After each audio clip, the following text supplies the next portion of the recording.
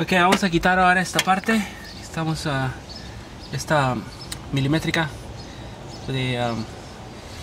Vamos a quitar esta parte. Acá, al otro lado. A veces viene atorado una parte aquí. Vamos a quitarla.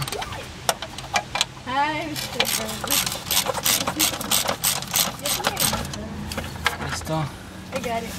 Ok, esta es la parte que digo, a veces viene atorada esta parte, como ven aquí. Hay que jalarla un poquito fuerte, entonces vamos a colocar en un lugar seguro. Corte.